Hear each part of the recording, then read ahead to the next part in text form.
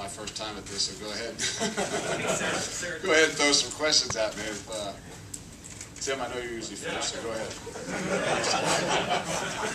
Real quick, Luke, why game captains? Why'd you go to that format? It's something different. I understand that.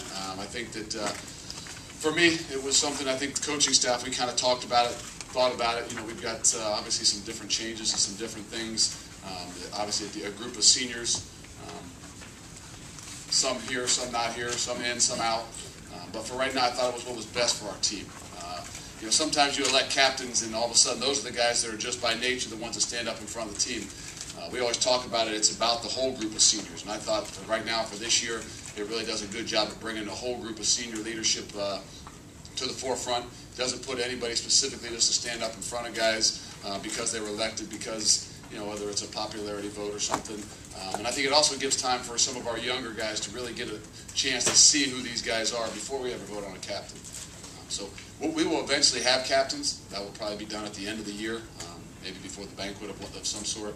But for right now, I think us as a coaching staff thought what was best for this team to try and truly encompass the whole entire senior class, to really make sure they understand that we need every single one of them, that we were going to switch up and go game captains each week.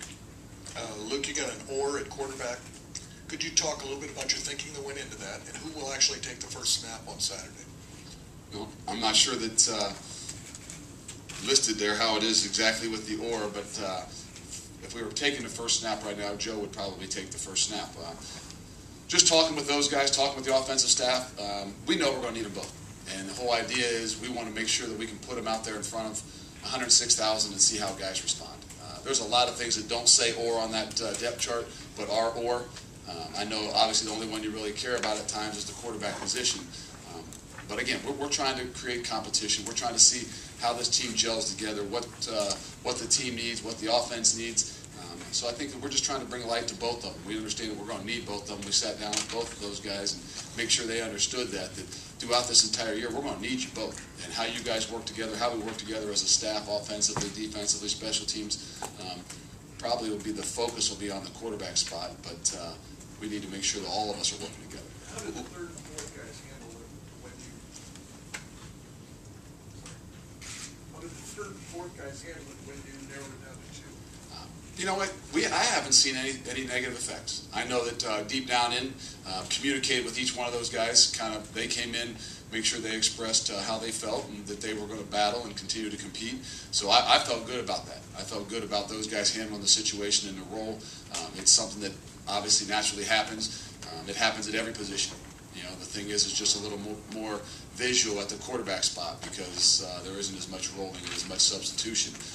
But it happens everywhere. So you're concerned with all those guys that all of a sudden look up at the third team and maybe doing some scout or some exchange situations. But how we handle those kinds of things, I think, will determine how this team really gels together. Luke, real hard-hitting question here, but fans seem to be curious about this. What are you going to wear on game days?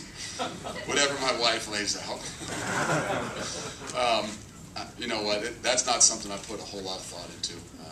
You know, we'll be doing signals from the defensive side, so usually we're wearing something black just to make sure that the guys that are signaling are distinguish the difference between the other guys on the sideline. Will it be something consistent, something you're going to wear every week?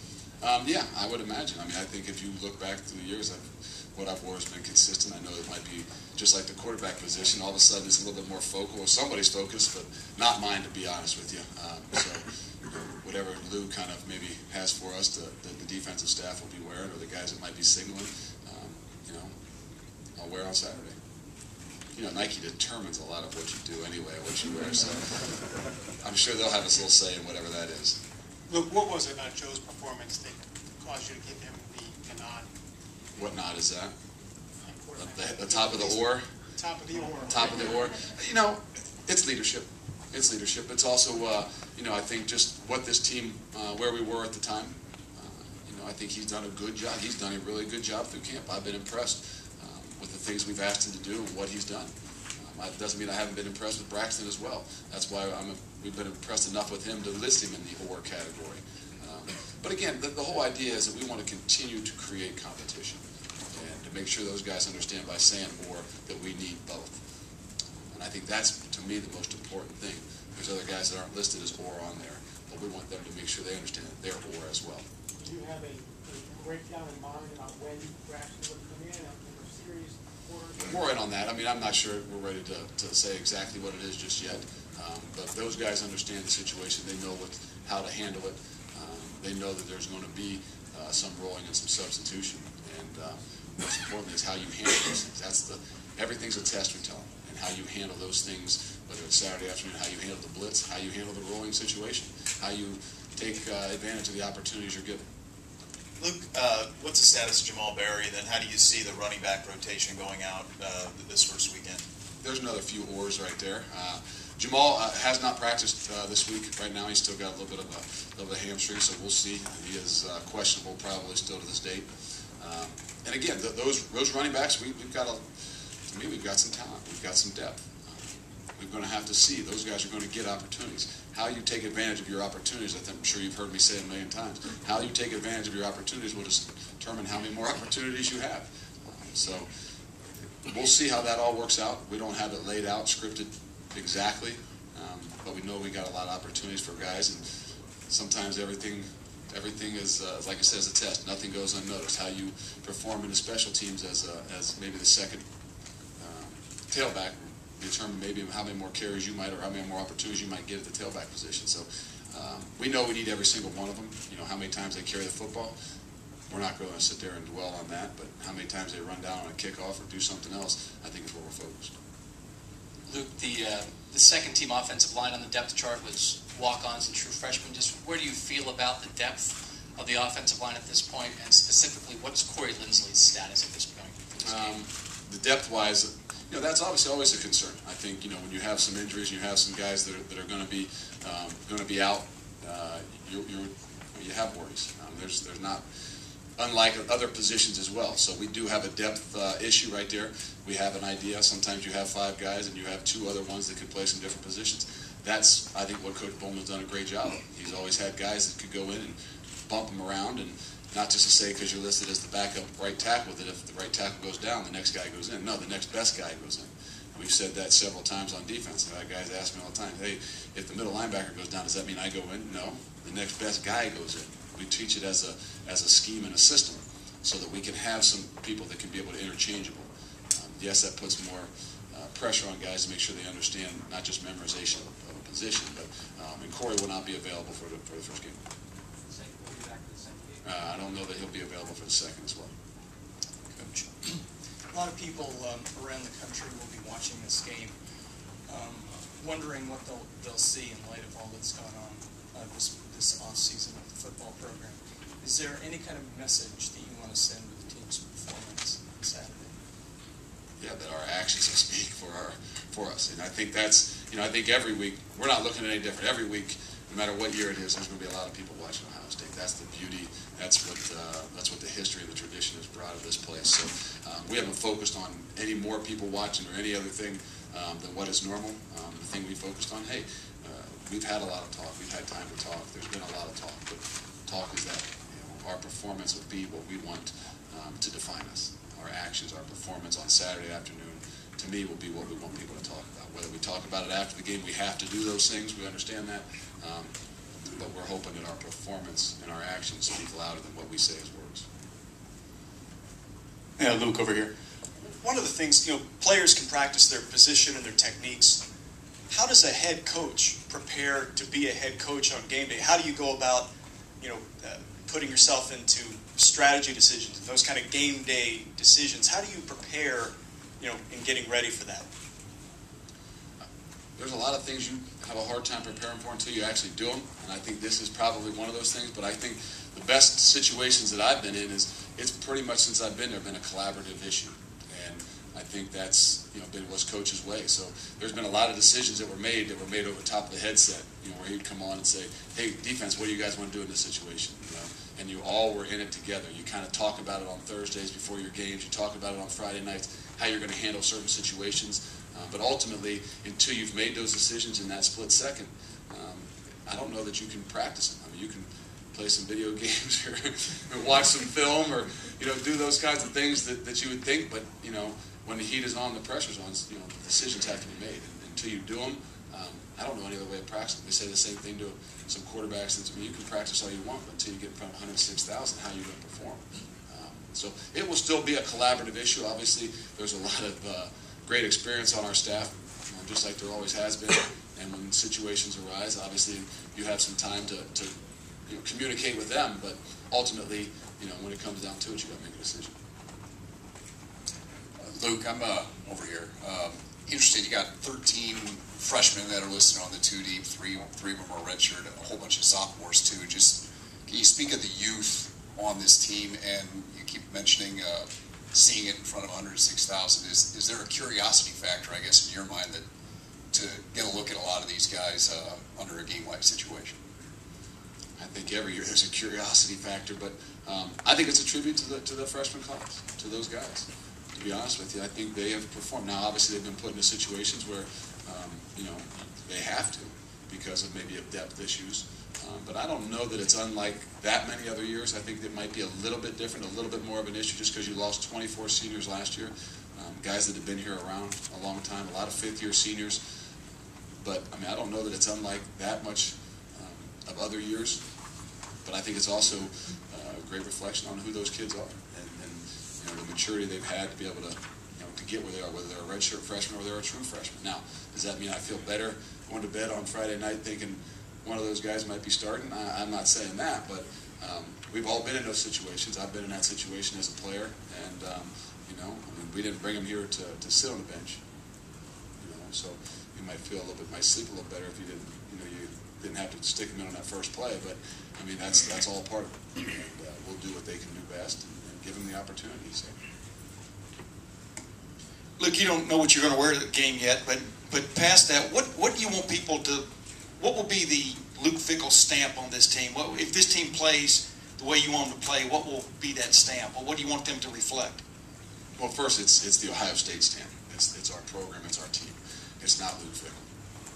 That might be what they write about. That might be what they talk about. Just like we always said, they're going to put the blame or the pressure on the head coach and the quarterback. But the reality of it is, it's a whole program. It's a whole team. So that's the number one thing I want to make sure we understand, and the stamp of what our team understands. But I think the three things we talked about, we want to see when we turn on the effort, the turnovers, and the toughness. And we're going to put on the fourth quarter. We're going to put on the special teams. And that's what I've told them. I said, come Sunday morning, the first thing I do when I come in, I'm going to put on the special teams reel, and I'm going to put on the fourth quarter. We want to see what your body language is like, what your competitive nature is like. I don't care if you're a third team, if you're a first team guy, if you're on the special teams, I want to see how you react and respond. I want to see how you compete. I want to see what your body language looks like in the fourth quarter, whether you're up 35 or down 35, whether it's a tie ball game or not. To me, those are the things we want to see. When we see the things the actions that we're looking for, then we think, hey, we've got the guys with us. Now, it doesn't mean we're going to be successful in every situation, but we've got the right attitudes. When we've got the right attitudes, I think we got enough talent. We got, the right mix of people that we're going to have a chance to win. But those are the things we're looking for. And I think we've talked to them. We've told them about that. Now we just got to make sure we see it. And like I said, nothing goes unnoticed. That won't go unnoticed. Luke, there's an incredible want by this fan base to see Braxton Miller play a lot and play well. With that comes pressure.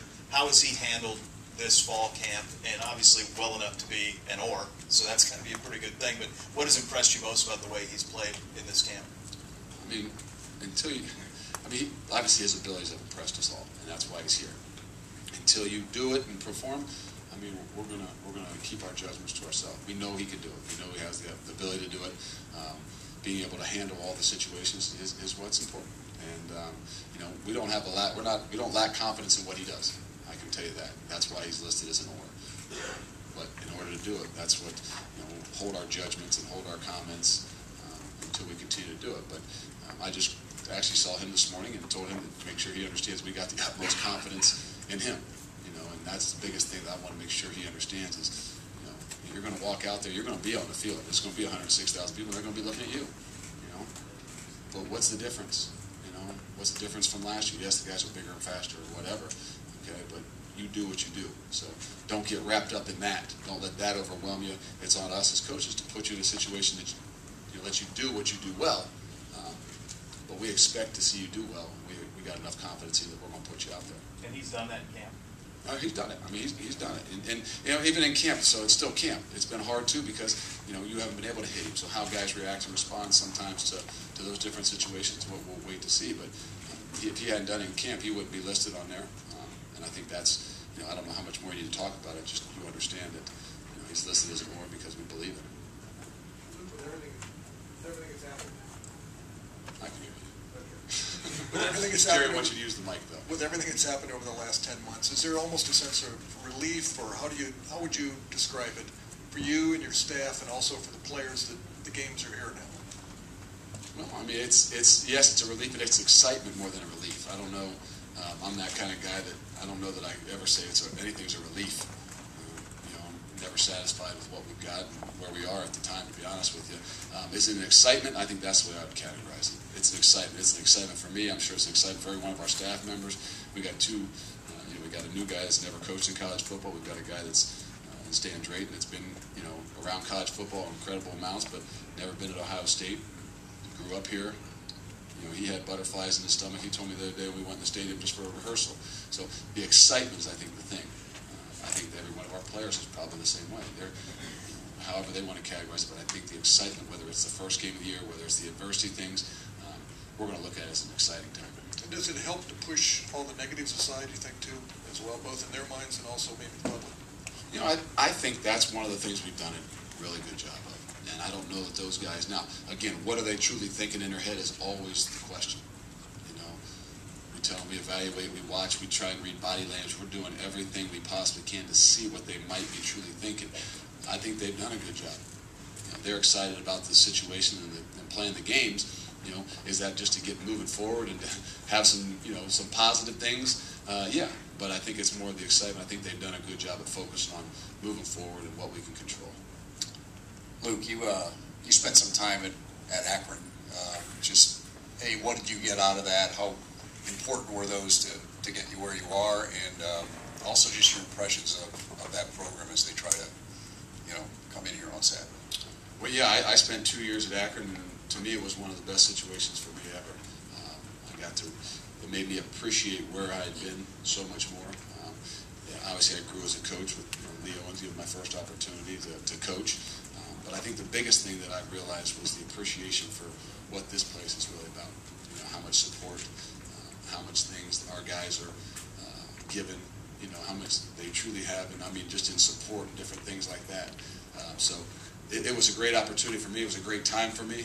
It was a great learning and growing experience to go away and then to be able to come back. I think the program, I mean, if you look at them in the past couple of years, yeah, last year they had a down year. But with the facilities and the different things that have gone on campus, they've got an indoor facility now. They've got probably the best stadium in the MAC. You know, anytime a new coach comes in, I think there are some growing periods. And I think that's, if you look at them throughout last year, they obviously had a lot of growing. But if you look at their last 3 games, they really probably performed a lot better. And I'm sure that's what they have to grow on as a program. But, you know, I think that whole idea between that, what they've done there in the last couple of years just with facilities and different things, there's an excitement behind them. There's an excitement behind that program. Now they have to, you know, obviously probably do a little better job and continue to grow with that on the field. But sometimes that's the growth of a new coach and a new program. Luke, Verlon Reed is listed as a starter. What has he done to impress you and win that job? I think we've said it a couple times in interviews or after practices. The wide receivers have done an unbelievable. They have really been as impressive a group as I think throughout camp. Now maybe that's a little bit because we knew we had a lot of young guys and we didn't know what to expect from that group of guys. But Verlon has done an amazing job. He has, from the way he blocks, the way he practices, the way he carries himself, he has really done an unbelievable job, I think, from the winter on. And it's shown on the field, which is obviously why he's in the position he's in. But he has a ton of ability, and I don't mean that just as catching the football and doing the things that you guys might notice or the stats might notice. He's got a ton of ability of doing a lot of the other things that sometimes go unnoticed to the people in the stands.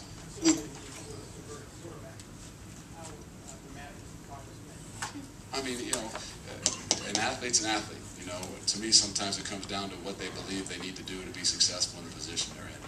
And, you know, he came in here with the right idea that he wasn't a quarterback, and if he had the opportunity to play quarterback, maybe he'd do that. So was there a learning curve? Yeah, it had some things, but I think any wide receiver that comes from high school to college, there's going to be a giant learning curve.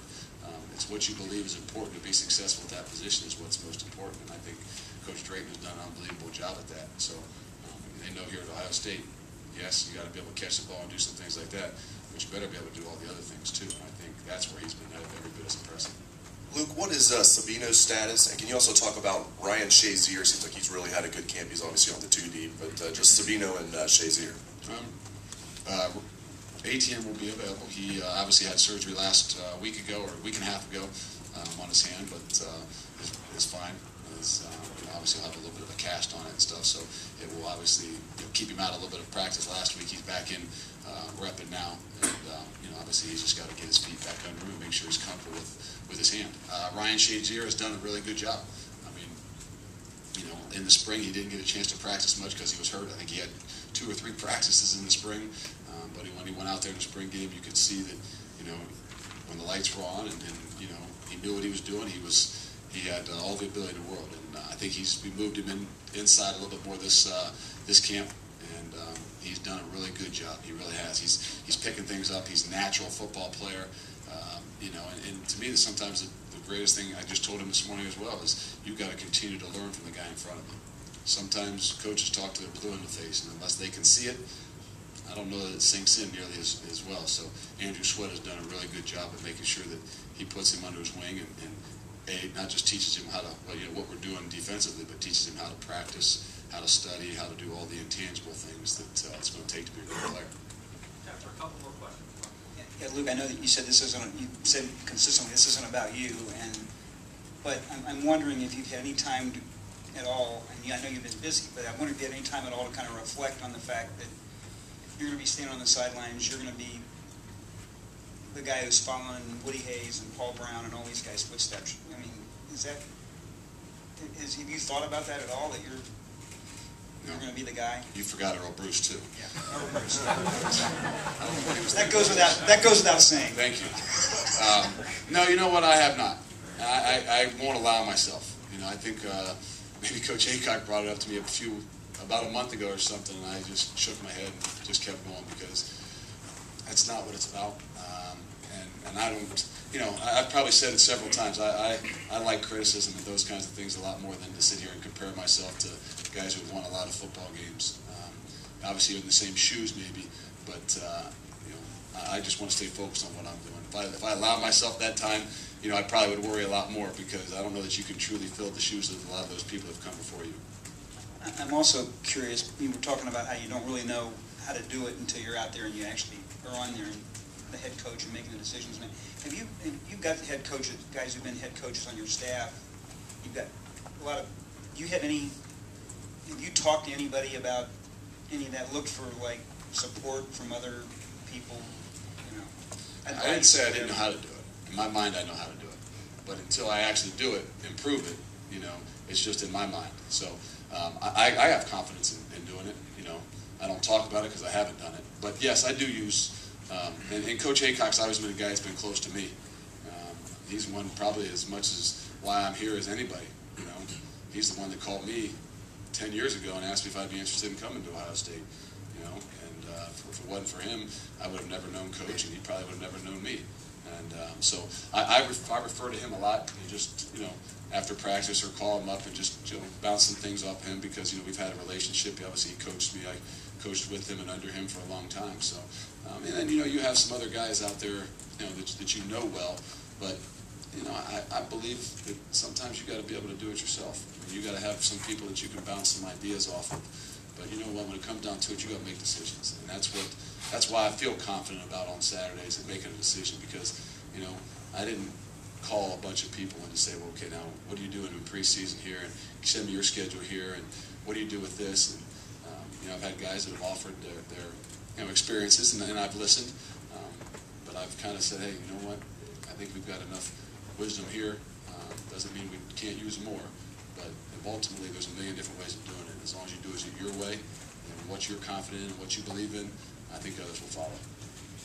Luke, you gave your overall impression of Akron, but the team itself, they only have 30 upperclassmen on scholarship. It's their first game. What do you expect from the Zips on the field? You know, I don't know that I would get into what I expect from them. To me, we've talked to our team and we've said a bunch, nothing arrogant, nothing. We're focusing on us, and we're focusing on ourselves and what we can do, and we're going to worry about how we perform. You know, yes, we have ideas and what we, you know, as a scouting reporter, what we expect to see from them and plays to see. But I'm not here to say what I expect from them. I'm here to say what I expect from our guys, and what we expect from our guys is great effort, great toughness, and great discipline and those kinds of things. And we're going to continue to focus on what we need to do to be successful, and not talk as much about what others need to do. Luke, Mike Brewster's a guy who was a starter here since his freshman year. He's standing over there. He's made some preseason All-American teams. And just what did you see from Mike on and off the field during camp as he gets ready for this senior season? Well, Mike's been one of those guys that, like you said, that probably has to handle this game captain thing as well as anybody, because he's a guy that you would expect to have been right up there in the mix and been one of those guys, but he's done an unbelievable job of handling it and understand the situation and what we need to do for this team to be successful. And we expect big things. You don't have to close the door on him. He knows I expect huge things from him. I expect him to carry the weight of the quarterbacks on his shoulders. How he talks to him, how he communicates to him. You need leadership. You need leadership, and I'm not opposed to telling them that we need leadership from them and helping control other guys. We're going to put the weight on some of those guys' shoulders that we know they can handle it, and they know what our expectations are for them to handle. Especially when you have whoever the quarterback is going to be out there is going to be inexperienced. Does a veteran center, can they really help, an offense, you think? I hope so. I think a veteran, anybody can help, just in talking to him and taking some control and making sure that he has the voice. Because to me, just like this, I could sit up here, and when I sit up there in my first few times in a team meeting, sometimes I like to look out there, and if I get guys that are looking at you, that feeling, they're nodding at you, and you feel like, you know what, okay, they're listening, they're behind me. And I think that's what, as much as those quarterback needs, he needs to get in that huddle. He needs to not see that, that body language of his All-American or that body language of his starter. He wants to see them, and I think that's what we talked to Mike about doing. Is you don't have to say things to give guys confidence. You just got to look at them. You got to show that, that you have confidence in them. And when you have confidence in them, they'll have more confidence in themselves. To me, that's what we need, not just from Mike, from JV, from our entire line. Because I want that guy, whether it's Joe or Braxton, or whoever it is, to stand in that huddle and be able to look as he calls the play and have them guys just kind of looking at him and nod and knowing, that they got confidence in what he's doing, whether they're tired or not. To me, that's that whole body language. That's that whole, what are you thinking? And we want those guys calling the plays to make sure the guys in front of them are thinking that they don't have any worries. Luke, I know in the past that you guys have had some very specific statistical benchmarks you need to reach to be considered a successful game. I'm sure there are certain kinds of experiences you want your players to get this week. What, other than a win, do you guys need to get out of this game? I don't know that we've ever said a true statistical. I mean, as a defense, we might say, yeah, we can't have 100 yards rushing. As an offense, we might say, but we don't say we got to have so many sacks. We got to have this. We got to have that. We got to win, and we've got to do it well, and we've got to make sure that we're growing. And every time we go out there, to me, it's about for us being sharp and fast, and that's kind of been our motto for this week. And as we started, we don't know what we're going to get. We don't know what to expect. That's why we're going to focus on ourselves. And the most important thing is that we're sharp, we're fast. If we got 11 guys out there, they know what they're doing. It's not going to be about the call. Is it a perfect call? No, I don't know. If there's 10 guys in the box, well, make 2 of them have to tackle you. It doesn't mean we're going to check out of something right now. We got to be good at what we're doing. Obviously, we'll be smart, and that comes on to a little bit more of the coaching side of things. But we got to be sharp, we got to be fast, and those are the statistics we're looking for. And other than that, the effort, the turnovers, the toughness, I'm not concerned about a whole lot of statistics. Luke, how does this week one compare to you when you were in Columbus for the first time as a player? I'm not quite sure. Obviously it's all. Anytime you're a player, I think it is different, and that's the thing you learn initially. I think that's what Coach Vrabel's learned kind of initially. As a player, you can say, hey, obviously it's about my team, but you're still making sure that you're doing your job. You're going to bring people with you by your actions and things, but as a coach, whether you're the head coach, I'm seeing a different side of things. You're concerned about so much bigger group. As a player, you get one play under your belt, it's playing. Those nerves and those butterflies go away after that first play. As a coach, you can't go out there and take a shot to get rid of your butterflies. I mean, you know, you got to make sure it's a focused thing, but that knot in your stomach as a coach, to me, stays the entire game. As a player, it's gone after one play. So it is different. Luke, was there a point as you began to rose up the ladder here from co-defensive coordinator, assistant head coach, and as you maybe turned down some other opportunities, like at Notre Dame, to be on that staff, when you said, I'm staying here, I'm digging myself in, and I'm going for this thing? Was there a question? I'm sorry. Yeah. Was there a point, and maybe it was when you left here as a player, that you wanted to be the head coach, or you made a conscious decision to stick it out? A lot of decisions are made for different reasons. I knew this is where I wanted to be. This was my goal when I started coaching. Then as I got into coaching and I realized I wanted to be a head coach, obviously this was my goal, my lifetime goal. But a lot of those decisions, like you said, were made along the way. This is obviously an unbelievable place, and it's a hard place to leave. But a lot of those decisions were not just made because of Ohio State, but made because of my family as well. And with those two things in mind, to me, it was a no-brainer. Whether I had opportunities or I didn't have opportunities, whether I looked or I didn't look. To me, it was just a growing thing. But when I really came down to it, the two greatest factors are that this place is an unbelievable place. It is almost impossible to leave, and my family is every bit as important to me as anything in the world. And them being here and them being comfortable is worth any more. There's no money or there's no titles or there's no things like that can match having that family and them being comfortable and where they are. Thank you. Appreciate it. Okay, folks, what we're going to do